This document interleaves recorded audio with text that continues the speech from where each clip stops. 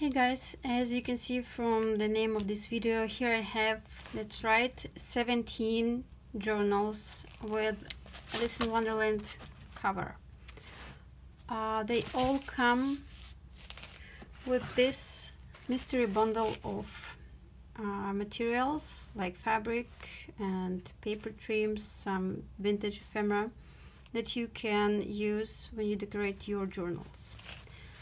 I will quickly go through a couple of these because they're quite similar, and I will just give you an idea of what kind of papers I use to create like all of them, and I will quickly show you every cover because I have out of 17 there are 14 of them are different.